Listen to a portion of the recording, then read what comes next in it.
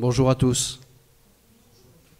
Je suis dans la joie quand on me dit « Allons à la maison de l'Éternel ». Comme David, notre joie est grande ce matin de nous retrouver ensemble pour adorer le Dieu vivant qui, selon sa promesse, habite au milieu de son peuple. « J'établirai ma demeure sainte au milieu de vous, et je ne me détournerai pas de vous, dit l'Éternel. Je marcherai à vos côtés, je serai votre Dieu, et vous serez mon peuple. » C'est ce qui est écrit dans Lévitique, chapitre 26, les versets 11 et 12. Alors je vous invite à vous lever et à chanter ce chant qui dit tout simplement « Moi, je suis dans la joie ».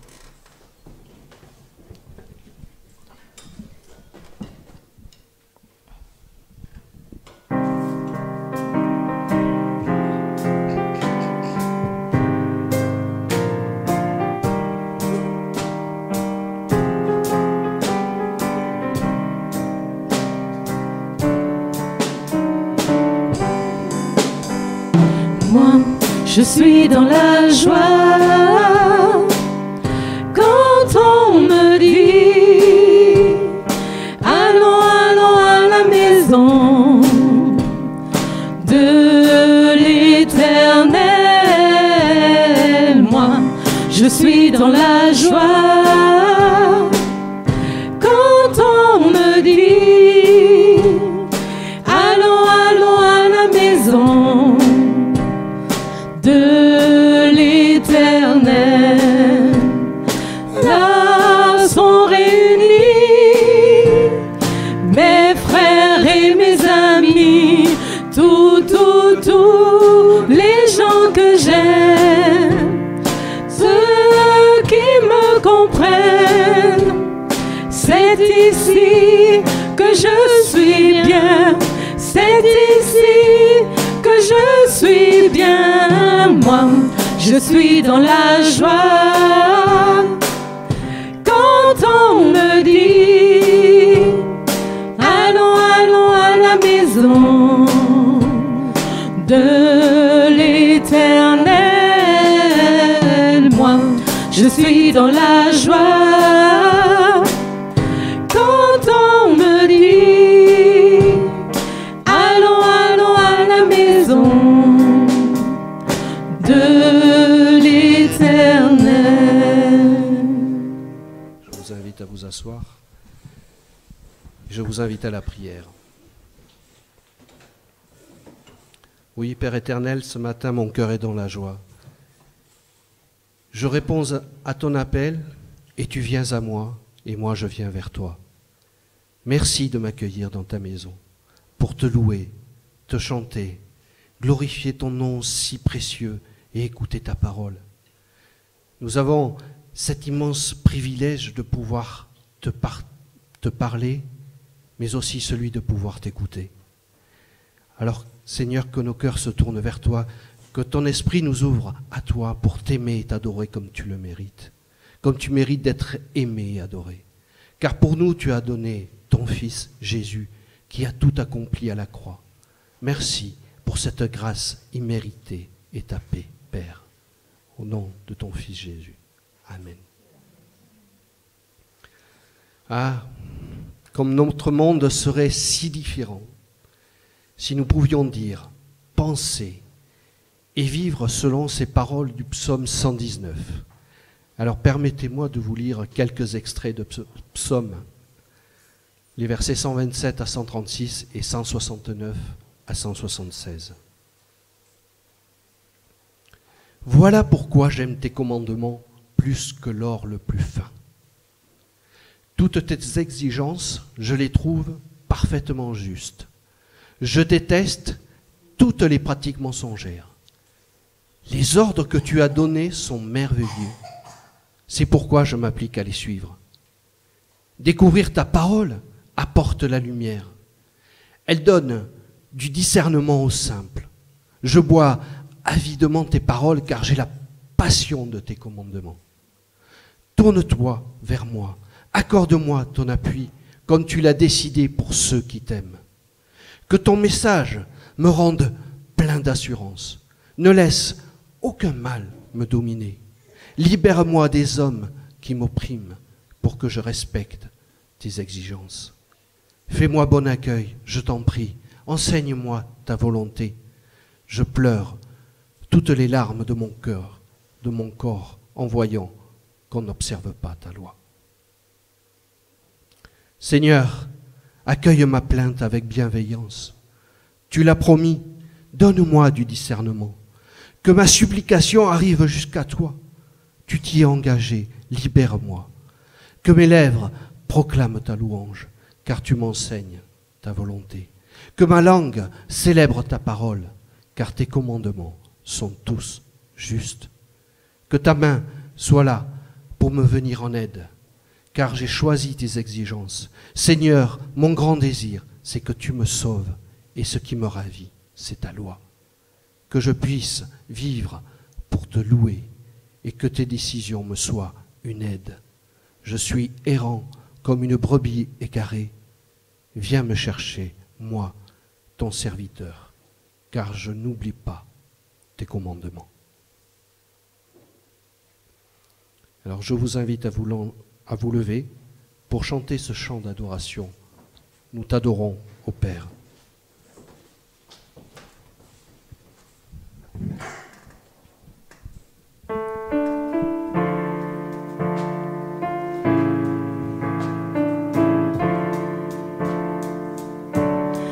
Nous t'adorons, ô Père, dans ton temple. Nous t'adorons en esprit et en vérité. Tu habites nos louanges. Nous t'adorons en esprit et en vérité. Nous t'adorons, ô Père, dans ton temple. Nous t'adorons en esprit et en vérité. Tu habites nos louanges. Nous t'adorons en esprit et en vérité. Car un jour près de toi vaut mieux que mille ailleurs. Je désire habiter dans ton temple. Car un jour près de toi vaut mieux que mille ailleurs. Je désire habiter dans ta maison, Seigneur. Je désire habiter dans ta maison. Je désire habiter dans ta maison, Seigneur. Je vous invite à vous asseoir et prions le Seigneur ce matin, car nous voulons reconnaître encore que nous sommes des pécheurs et que nous avons besoin de lui et de sa parole. Prions. Oui, Seigneur, je voudrais célébrer ta louange. Je voudrais proclamer que ta loi est juste et parfaite. Je voudrais dire que je vis selon ta loi et qu'elle me ravit. Mais je reconnais que j'en suis incapable. Alors oui, Seigneur, que ma supplication arrive jusqu'à toi. Libère-moi. Aide-moi à choisir et à suivre tes exigences par ma foi. Cette grâce accordée, tu me sauves. Tu me vois saint et je reste cependant un pécheur. Alors pardonne-moi, Seigneur, d'être parfois trop tiède vis-à-vis de ta parole, de tes exigences. Accorde à mon esprit, mon cœur et mon âme discernement, sagesse et amour pour m'approcher de ton royaume. Au nom de ton Fils Jésus. Amen. Dieu dit, je t'aime d'un amour éternel. C'est pourquoi je te conserve ma bonté.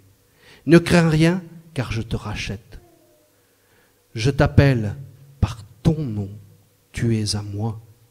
Je te purifierai de tous les péchés que tu as commis contre moi. Je te pardonnerai toutes les fautes pour lesquelles tu m'as offensé. C'est là une nouvelle prodigieuse. La grandeur de nos offenses n'a pas altéré l'amour que le Père porte à ses enfants. Dieu accueille quiconque veut venir à lui. Alors, soyons reconnaissants et louons notre Seigneur pour tous ses bienfaits que le Seigneur nous accorde. Et je vous invite à vous lever, pour ceux qui le peuvent, et à chanter ces deux chants. J'entre dans tes portes et je suis né pour te louer.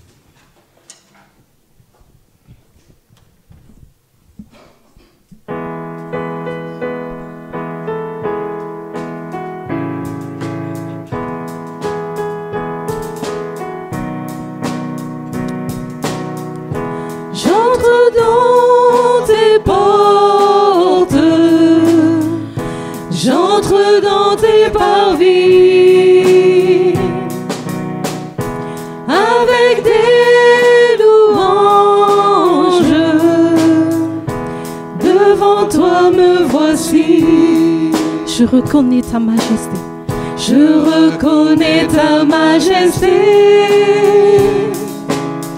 Je reconnais ta royauté,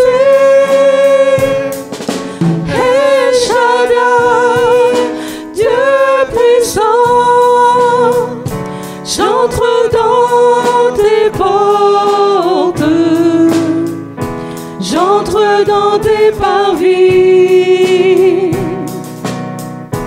avec des louanges. Devant toi me voici, je reconnais ta majesté, je reconnais ta royauté, El Shaddai, Dieu puissant. J'entre dans tes portes, j'entre dans tes parvis, avec des louanges. Devant toi me voici.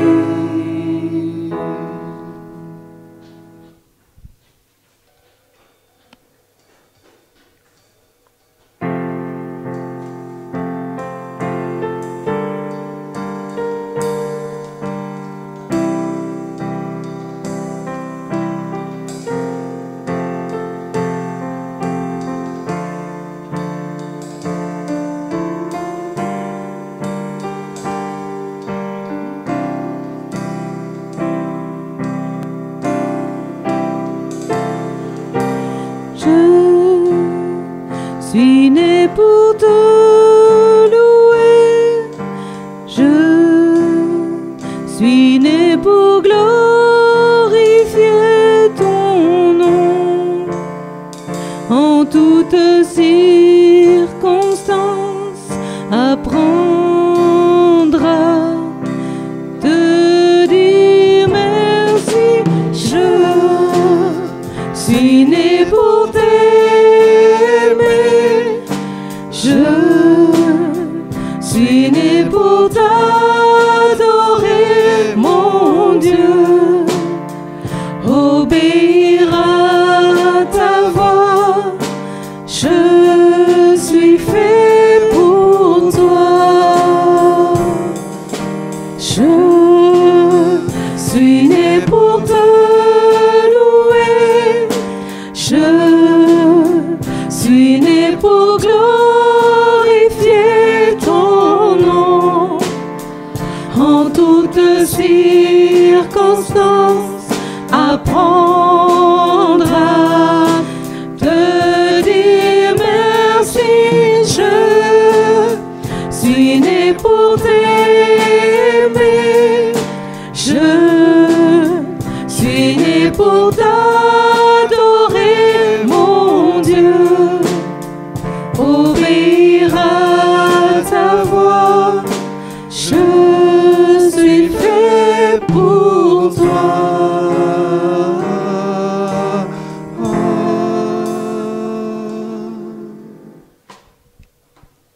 vous invite à vous asseoir.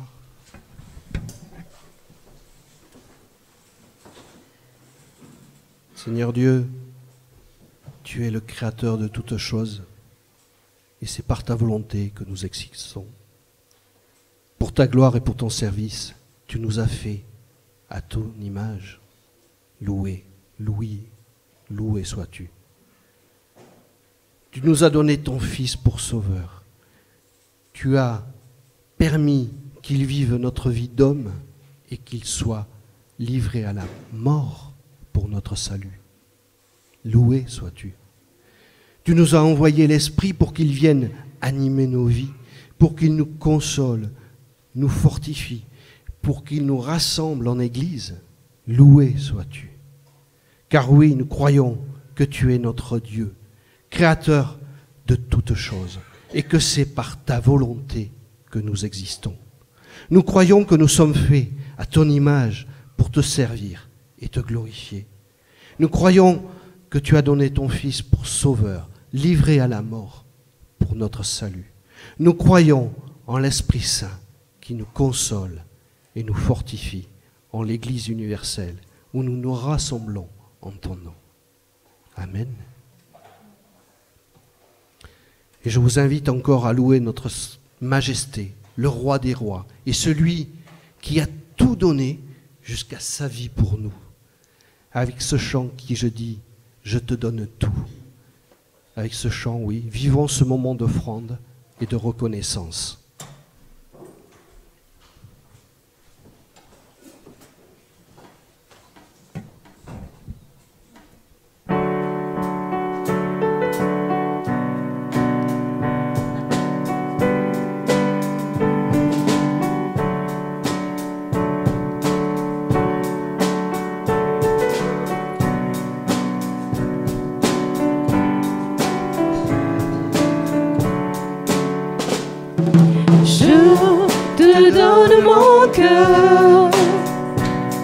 Il ne m'appartient plus. Ce que j'ai de meilleur, tout est pour toi, Jésus.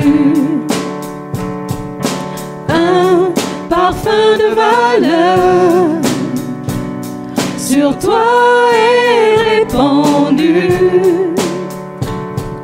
C'est l'offrande de mon cœur. Je suis à toi, Jésus. Prends mon âme, prends mon cœur, je te donne tout. Prends ma vie, me voici, je te donne tout. Mon cœur est à toi, tout à toi. Je te donne mon cœur, il ne m'appartient plus. Ce que j'ai de meilleur, tout est pour toi, Jésus. Prends mon âme, prends mon cœur, je te donne tout. Prends ma vie, me voici, je te donne tout. Mon cœur est à toi, tout à toi. Mon cœur est à toi, mon cœur est à toi, tout à toi. Vous pouvez vous asseoir.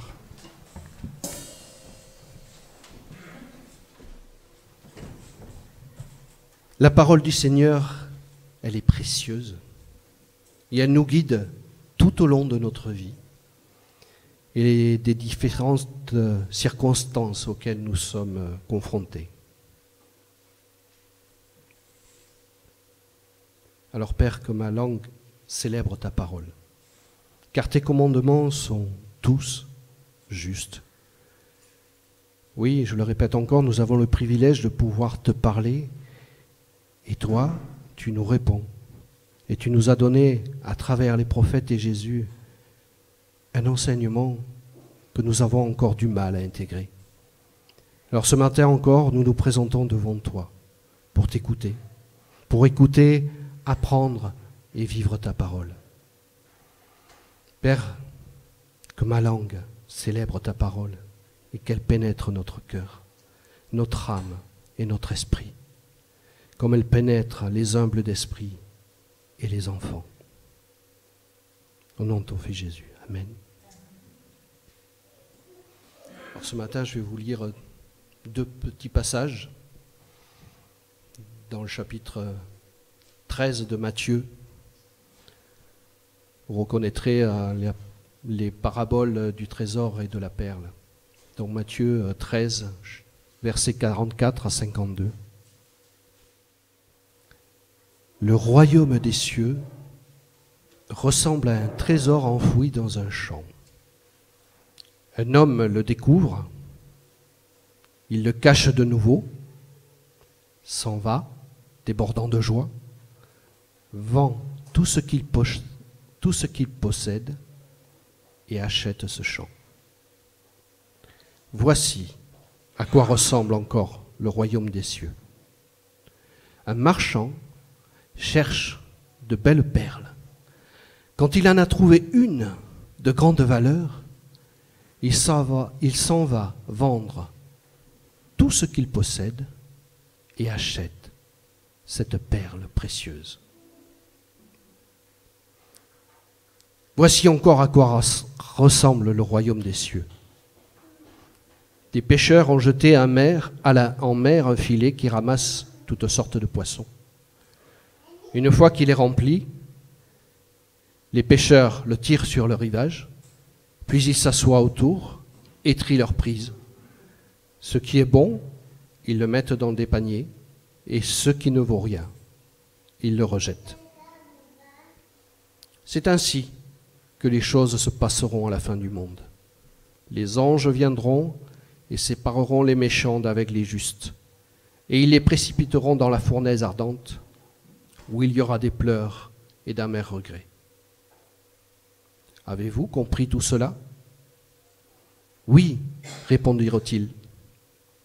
Alors Jésus conclut, ainsi donc, tout spécialiste de la loi qui a été instruit des choses qui concernent le royaume des cieux est semblable à un père de famille qui tire de son trésor des choses nouvelles et des choses anciennes.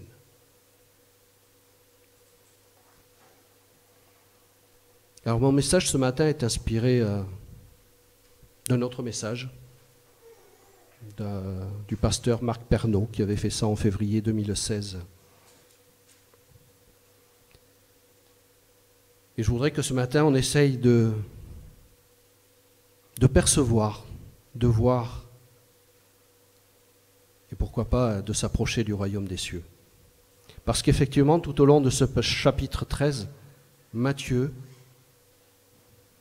nous montre Jésus qui parle du royaume des cieux, mais à travers des paraboles, à travers des petites histoires qui peuvent nous paraître simples et pourtant.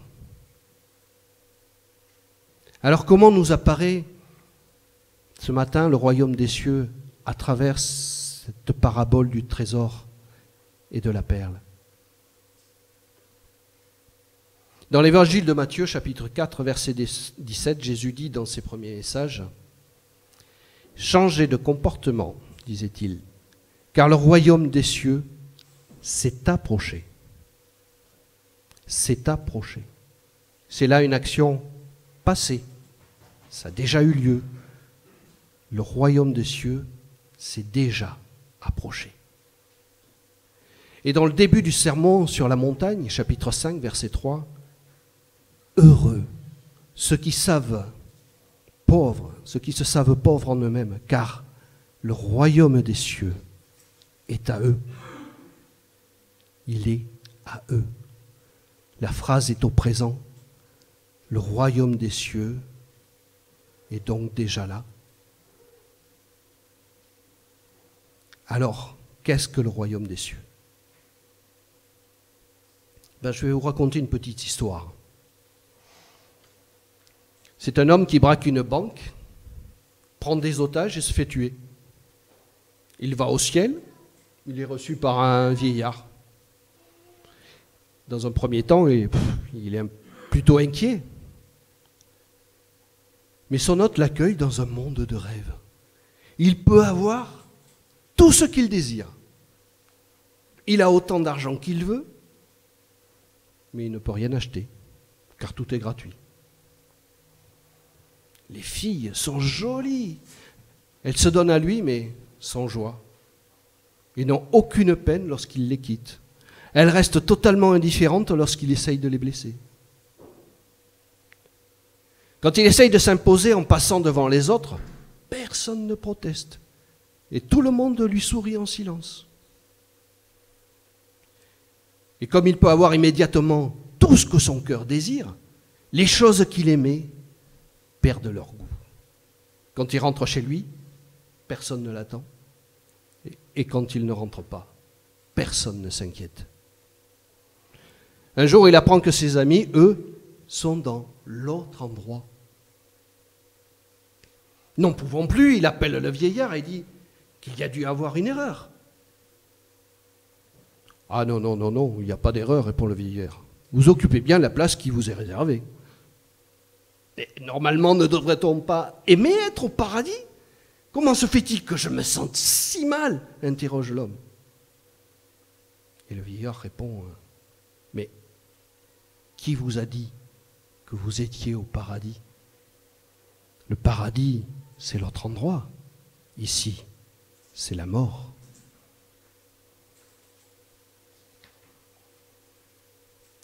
Alors oui, de toute évidence, le royaume des cieux, ce n'est pas le paradis tel que nous pourrions l'imaginer.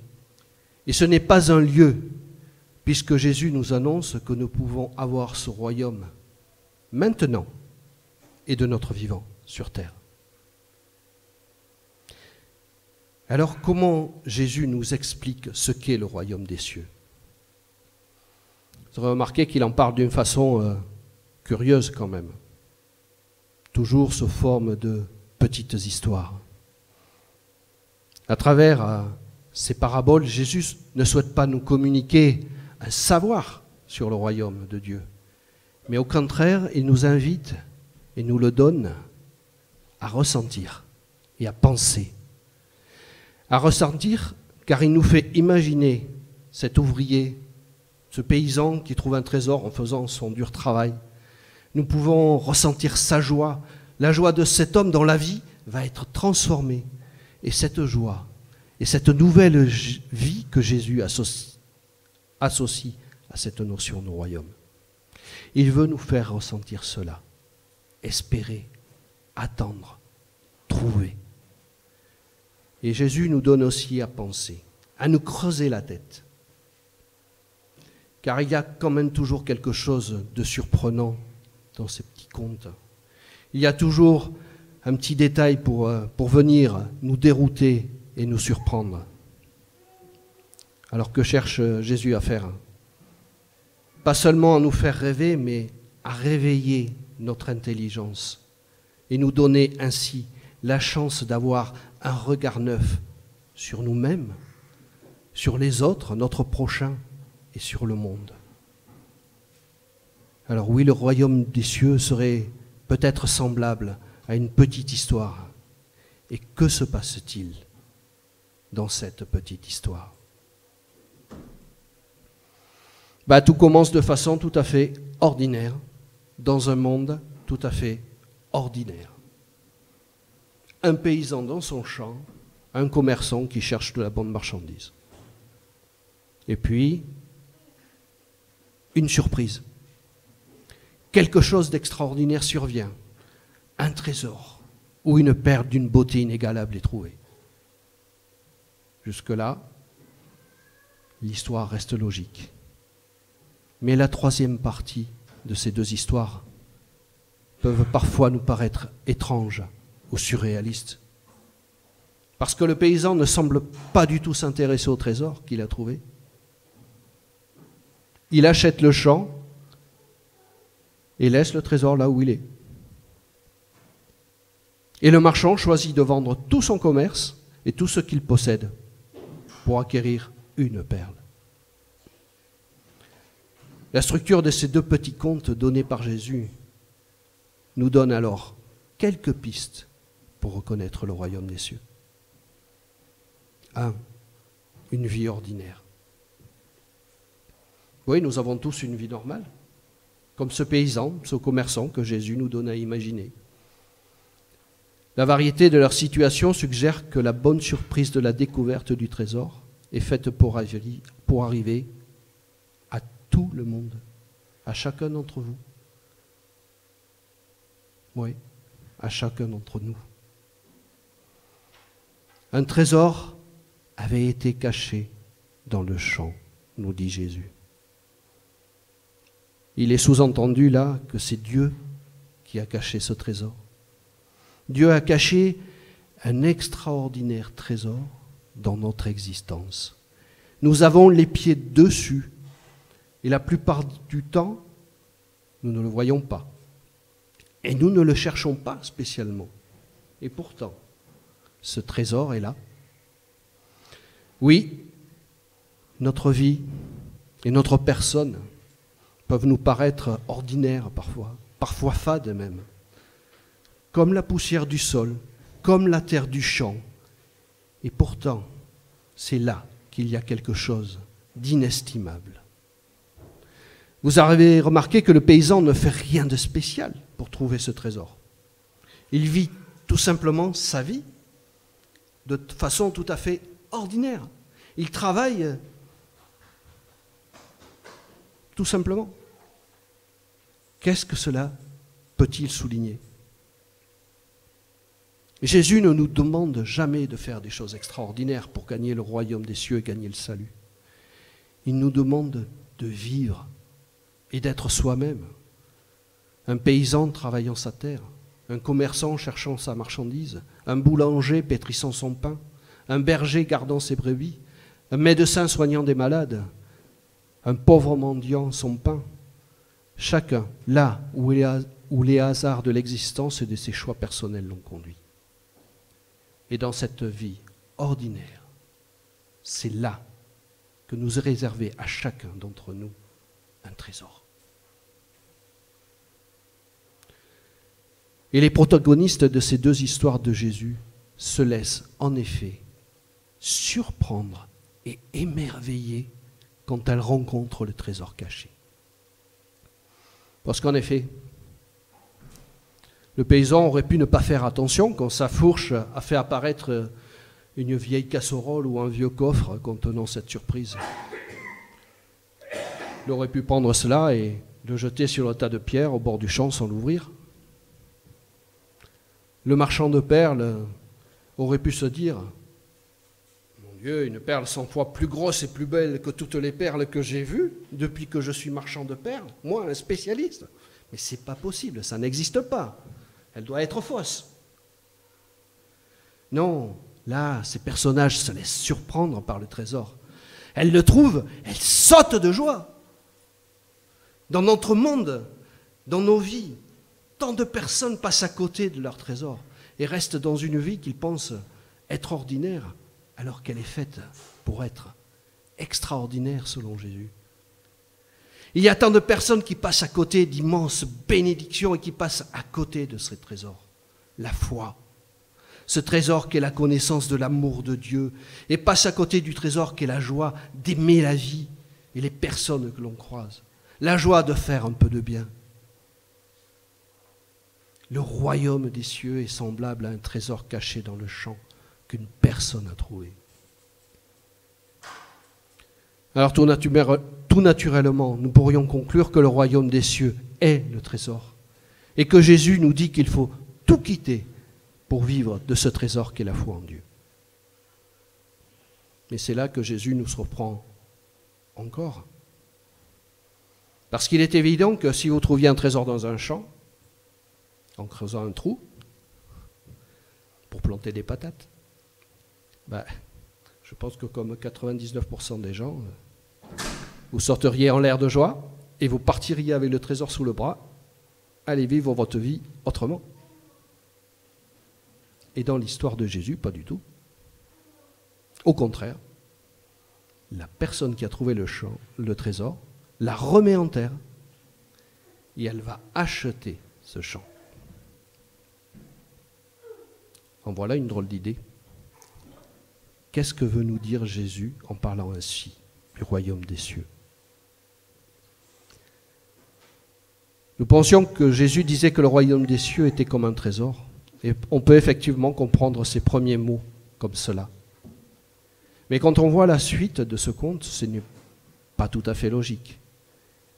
Le royaume des cieux n'est pas comme un trésor. Le royaume de Dieu nous apparaît là comme une histoire de vie. Une histoire de vie ordinaire qui devient extraordinaire.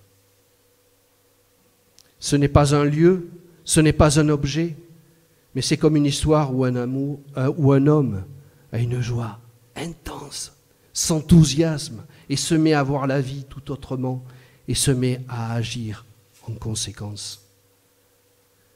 C'est pourquoi l'homme de cette histoire de Jésus mise tout sur le champ qui contient le trésor, plutôt que de partir avec le trésor. Parce que le champ dont parle ici Jésus, c'est notre vie, notre être, notre existence dans ce monde. Le champ évoque aussi notre prochain qui nous est confié. Et ce trésor qu'est d'avoir trouvé Dieu, ce trésor nous fait aimer la vie. Il nous fait aimer ce monde que Dieu aime. Il nous fait découvrir sa beauté. L'expérience de la rencontre avec Dieu ne donne pas envie de quitter le monde, mais de l'aimer. Et c'est peut-être cela, le royaume des cieux. C'est quand Dieu arrive à nous faire aimer la vie, malgré tout, malgré toutes nos peines, malgré toutes les difficultés, malgré la maladie, malgré les morts. Alors, comme ce paysan, on aime le champ, et on aime que ce trésor soit là, en plein cœur du champ, et l'on veut faire sien ce champ, pour mieux le travailler. Le trésor qu'est Dieu n'est pas un objet parmi tant d'autres que l'on pourrait comparer ou même préférer au champ, ou à la vigne, ou à ses proches, ou à son travail, sa fortune ou ses loisirs. Dieu est d'un tout autre ordre. C'est celui de la profondeur. Il est ce qui donne sens, valeur et dignité. Il est ce qui porte une espérance, ce qui donne envie d'aimer malgré tout. Avoir la foi, c'est s'ouvrir à cette dimension de la profondeur. Et cela donne envie de dire oui à la vie, avec joie. Cela permet de voir tout autrement les êtres, les événements et les choses de la vie. La foi peut venir après avoir fait l'expérience d'avoir rencontré le trésor dans son champ. Ce changement de perspective de vie n'est alors pas un devoir. C'est alors aussi naturel que de se réjouir quand on trouve un trésor. Mais la foi est aussi dans le fait de travailler le champ et dans la capacité de s'émerveiller devant ce trésor inattendu. C'est pourquoi l'homme de cette première histoire ne part pas avec le trésor, mais il le remet dans la terre, car c'est là sa place. Dieu est la vie de notre vie. On ne peut donc pas découvrir Dieu comme un trésor et tourner le dos à la vie. Au contraire, on aime à la fois et Dieu et encore plus la vie. Et cela donne envie de s'investir plus intensément. Alors, que fera l'homme dans ce champ qu'il a choisi de faire maintenant vraiment le sien? Comme souvent dans l'Évangile, Jésus laisse l'histoire en suspens afin de nous laisser écrire la suite de l'histoire avec notre propre vie, avec nos propres engagements dans le monde avec et pour notre prochain. Le royaume de Dieu, il se vit chaque jour. Et vivre le royaume de Dieu, c'est vivre quelque chose comme cette histoire, à notre façon, par petites touches ou par grands bonds. Car parfois c'est un grand trésor que nous trouvons, et parfois ce ne sont que de petites pièces d'or qui jalonnent toute notre histoire. La connaissance de Dieu n'est pas le royaume des cieux. Cela peut aider à l'attendre et à l'accueillir. L'Église n'est pas le royaume de Dieu. Elle est ce simple travail dans le champ de notre être et de notre monde, en piochant un peu. Elle est déjà une ouverture à cette dimension de la profondeur, une disponibilité à la découverte du trésor mis par Dieu en profondeur dans notre monde. Et comme Jésus le dit, le royaume des cieux n'est pas si loin dans ta vie si tu fais ces choses ordinaires qui se révèlent être extraordinaires. Aime ton Dieu, aime ton prochain, aime la vie, aime le monde, aime comme Dieu aime.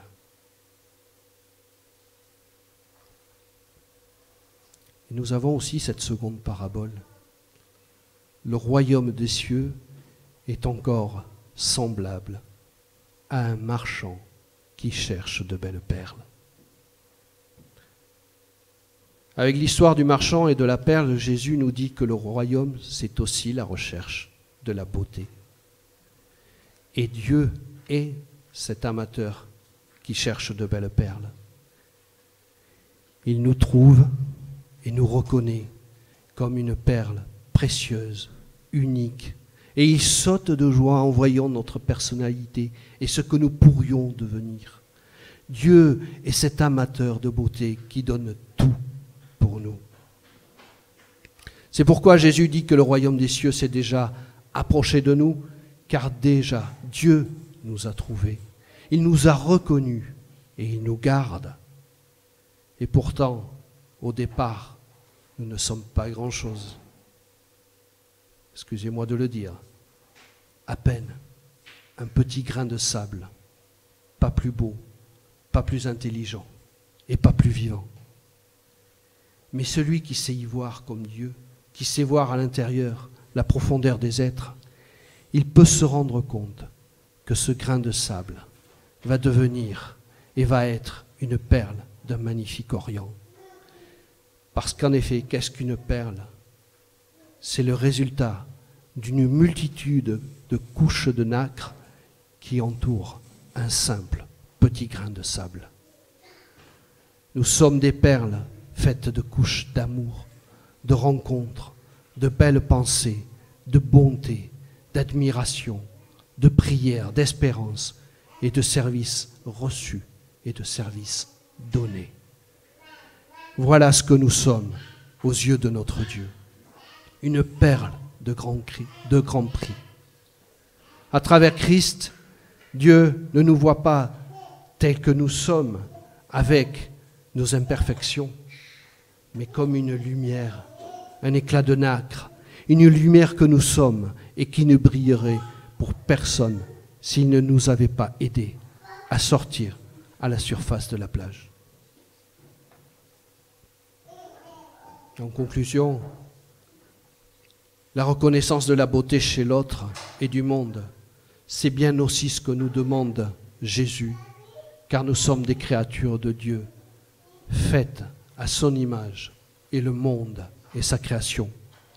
Le royaume des cieux, c'est ce Dieu qui aime la beauté, qui la cherche, qui nous trouve et nous dit, vous êtes la lumière du monde, que votre lumière brille. Matthieu 5, dans les versets 14 et 16. Alors oui, à nous de briller pour faire vivre le royaume de Dieu ici et maintenant. À nous de briller pour le vivre dans la joie et dans l'amour. Je vous invite à la prière.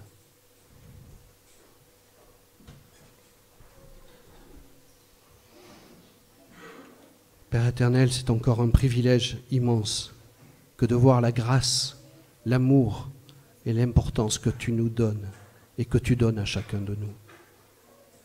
Nous sommes à tes yeux des perles de grand prix pour qui tu donnes tout. Alors Père, puissions-nous vivre cet amour et nous le rendre mutuellement entre frères et sœurs, mais aussi avec nos prochains que tu mets sur notre chemin, afin de vivre ici-bas ton royaume. Ce monde n'a aucune prise sur ton royaume. Aide-nous à révéler notre beauté et briller pour annoncer la bonne nouvelle et ton royaume. Au nom de ton Fils bien-aimé Jésus, que tu as envoyé pour nous sauver. Amen.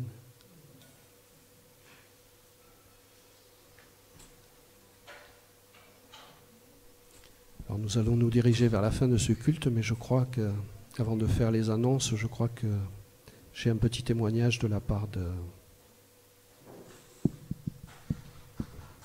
J'ai oublié. De France. Viens, oui.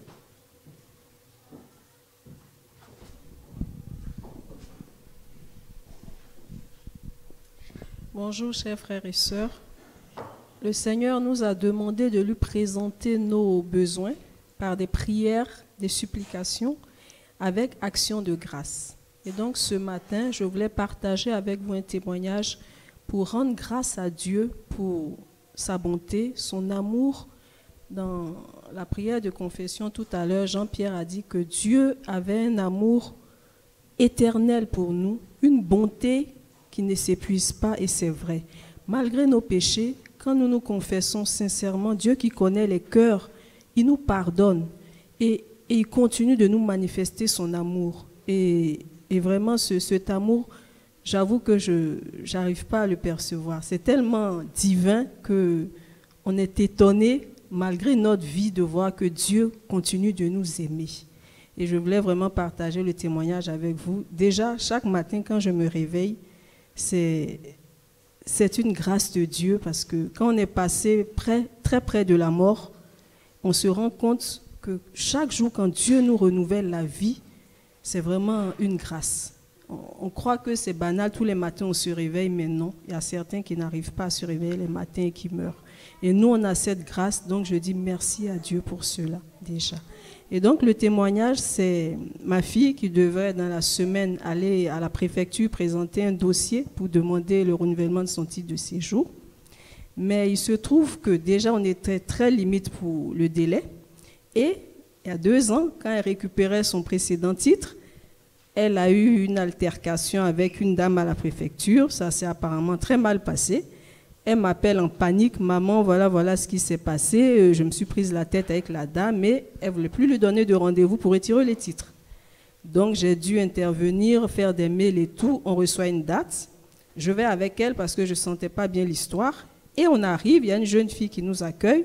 Dès qu'elle a vu le nom, attendez, paf, elle rentre, elle disparaît. Il y a une dame qui apparaît. La fameuse dame, je suppose. Ah, c'est vous qui parlez mal au téléphone et tout. À ma fille, elle commence à lui faire la morale et tout. Et je lui dis, non, c'est certainement une incompréhension. Je me répands en plates excuses pour essayer de rattraper la chose. Et ma fille veut se défendre. Je dis, toi, tu te tais. Et donc, je demande pardon en fait à la dame et tout. Et elle finit par dire, mais je suppose que votre mère ne vous a pas élevé comme ça parce que ce n'est pas possible. Vraiment, elle était très fâchée. Et finalement, elle dit, vous avez la chance que votre mère soit venue avec vous, sinon je ne vous donnais pas le titre. Et quand on récupère le titre, on se rend compte qu'en fait, ça fait 3 mois qu'elle avait, et elle s'est assise dessus, elle ne voulait pas lui donner le titre. Donc, pour dire qu'il y a une grosse croix sur son nom là-bas à la préfecture, donc quand on devait y aller, là, on n'était pas sereine du tout. Donc, j'ai prié Dieu, j'ai demandé qu'il apaise le cœur de... Enfin, si elle a mis une croix, que la croix disparaisse en tout cas, que tout puisse bien se passer parce que ce n'était pas gagné d'avance du tout. Déjà qu'on était très ric-rac, bleu de lait, les dossiers n'étaient pas tout à fait au complet, puisque bien sûr ma fille procrastine tout. Et donc on demande tel document, non, à la dernière minute, c'était un peu juste. Donc je prie Dieu et tout, il me met dans le cœur qu'il est avec moi, il m'apaise. Mais malgré ça, comme la chair est faible, il y a encore un doute qui plane dans mon esprit. Je dis non, je vais demander à mon mari de nous accompagner. Nous avons tous les deux nos noms dans son dossier là-bas. Si on va ensemble, ça va certainement. Pourtant, Dieu m'avait mis la paix dans le cœur. Hein. Vous voyez comment la chair est. Et donc, je dis à mon mari la veille que demain, si tu peux nous accompagner, oui, pas de problème. La veille, hein, la nuit. Le lendemain, vers 30 minutes avant l'heure du rendez-vous, je vais le chercher à l'atelier. Ah chérie, tu viens, on va? On va où? Mais hier, tu m'as dit oui. Je dis, mais à la préfecture. Il dit, ah non, non, non, moi je ne peux pas. J'ai des amis qui doivent venir récupérer des pièces. Non, non, non, je ne peux pas. Mais j'ai été silencieuse, calme. Ça dit, j'ai compris ce que Dieu me disait, il ne partage pas sa gloire. Il m'a dit, il m'a apaisé que ça allait bien se passer et je veux faire partager sa gloire. Il dit non. Et donc là, en marchant pour aller à la voiture, je lui ai demandé pardon dans mon cœur. Je dis, Seigneur, pardon, c'est vrai, tu m'avais convaincu. Et puis là, la chair, j'ai encore douté. Je suis allée chercher mon mari. Merci, pardon. Et donc, on va à la préfecture. Un peu inquiète quand même, toujours. Hein. Bon, on arrive. 5 minutes avant, bien sûr, ma fille était encore en retard. Bon, finalement, on arrive. La préfecture était déserte. C'était la première fois qu'on voyait ça. Il n'y avait que 2 personnes. Et on voit un jeune là, Naomi me dit, ah maman, je fais l'école avec le jeune. Ils se font même coucou et tout ça. Je dis, oh merci Seigneur. Sauf qu'il y a 2 guichets. Il y avait 2 personnes. On demande au jeune, il dit, non, le premier guichet qui se libère, vous passez là-bas. Je dis, oh Seigneur, que ce soit devant l'ami de Naomi et tout. Et la dame à côté est finie avant. Bon, ça doit être nous, elle doit nous appeler, elle ne nous appelle pas. Et elle se lève, elle disparaît, elle ne vient plus. Ah, bon. Je prie qu'elle ne revienne pas, donc, pour que le jeune finisse et qu'on passe avec lui. Et finalement, il finit, on passe, tout se passe bien. Je lui dis, mon père avoir un récépissé, pas de problème, et vous n'allez pas me croire. Je ne sais pas comment ça se passe d'habitude, mais on a eu 7 mois jusqu'en février 2024, avant, au cas où il y a un retard pour son titre, qui nous a donné le récépissé. Donc, vraiment, c'était pour nous encourager à avoir confiance en notre Dieu, en sa fidélité. Ce qu'il nous promet, il accomplit.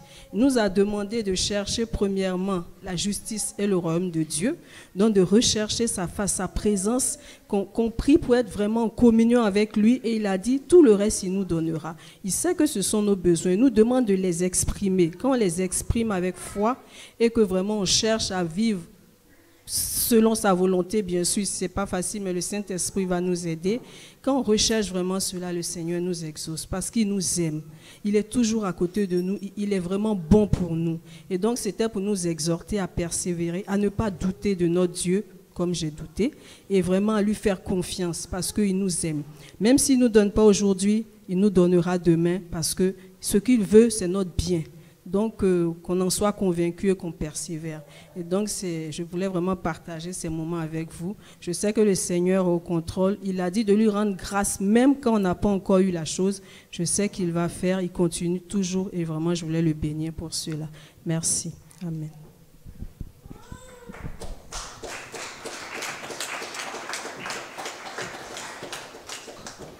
Merci, France. Alors, dans les annonces réjouissantes aussi, bien, Kavira, la fille de sa fille, a eu un petit garçon, son fils, qui est né et qui s'appelle Shadrach. Voilà, il est né samedi, je ne sais plus, vendredi soir, hein, si je ne me trompe pas. Voilà, donc on souhaite la bienvenue à Shadrach et on peut donc prier pour ce petit enfant, pour sa mère, bon, qui a eu quelques petits soucis en sortie d'accouchement, qui est resté sous surveillance, et son papa aussi, Nathanaël. Voilà.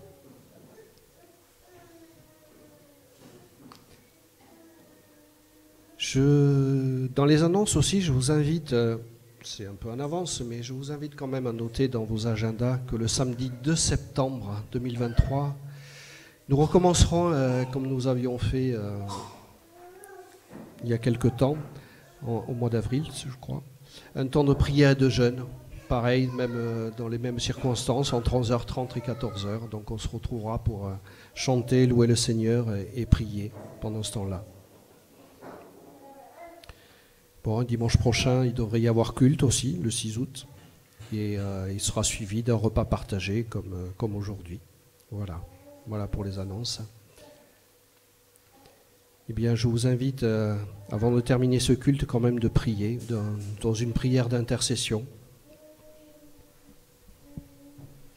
où nous pourrons penser à tous les êtres chers, à Kavira, à France, reconnaître aussi que le Seigneur est grand et puissant.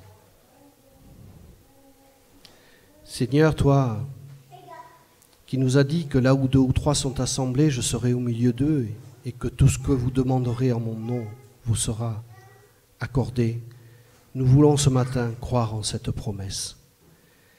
Et nous remettons entre tes mains toutes les personnes, toutes nos connaissances qui traversent des moments douloureux dans leur vie, des instants de difficulté, toutes les personnes qui sont touchées par la maladie. Nous te remettons aussi ton Église, ses anciens, et toute personne qui participe à la vie de cette Église, tous les responsables d'activité. Renouvelle les forces, que les dons de chacun et la place que chacun retrouve soient au service de ton œuvre et de ton royaume, Seigneur. Et cela selon ta volonté, et non pas selon notre cœur. Nous te remettons aussi toutes les autorités, que ton esprit œuvre et que ta volonté s'accomplisse. Nous te remettons tous les sujets et personnes qui nous tiennent à cœur, et nous voulons te le dire à travers cette prière que tu nous as enseignée. Notre Père, qui es aux cieux, que ton nom soit sanctifié, que ton règne vienne, que ta volonté soit faite sur la terre comme au ciel. Donne-nous aujourd'hui notre pain de ce jour. Pardonne-nous nos offenses, comme nous pardonnons aussi à ceux qui nous ont offensés. Et ne nous soumets pas à la tentation, mais délivre-nous du mal, car c'est à toi qu'appartiennent le règne, la puissance et la gloire pour les siècles des siècles. Amen. Alors je vous invite à vous lever pour terminer ce culte et pour écouter ces paroles d'exhortation et de bénédiction. Réjouissez-vous toujours dans le Seigneur. Manifestez de la douceur envers tous. Le Seigneur viendra bientôt. Ne vous inquiétez de rien, mais en toutes circonstances, demandez à Dieu dans la prière ce dont vous avez besoin et demandez de lui avec un cœur reconnaissant. La paix de Dieu qui dépasse tout ce que l'homme peut comprendre gardera vos cœurs et vos esprits en Jésus-Christ. Amen. Et je vous invite à chanter ce dernier chant pour cet immense bonheur.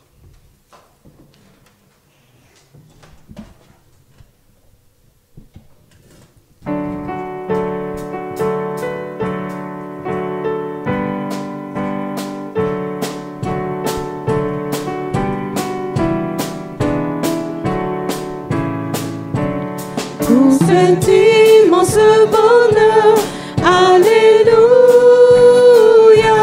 que tu as mis dans mon cœur, alléluia,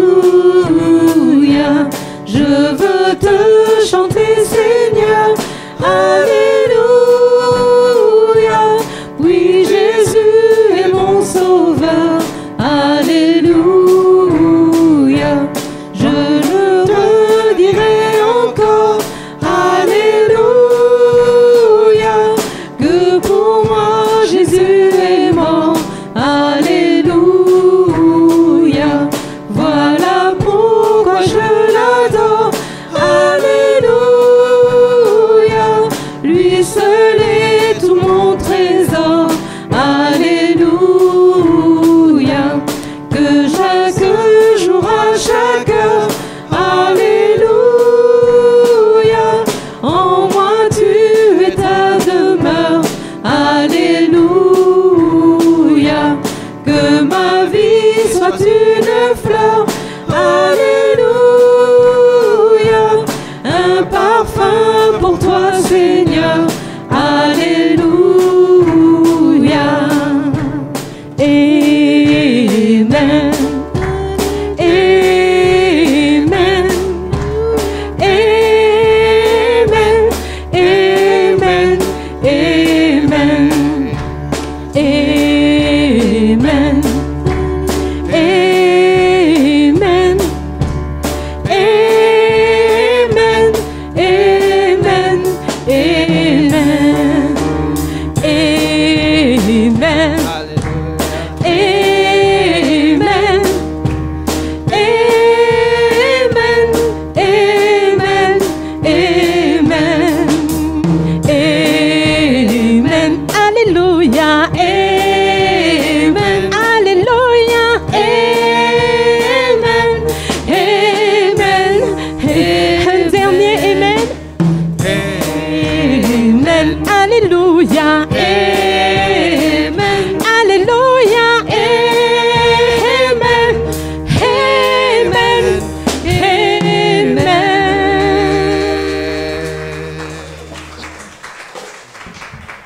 Bon dimanche à tous, bon repas, et bonne semaine, bonnes vacances et bon travail.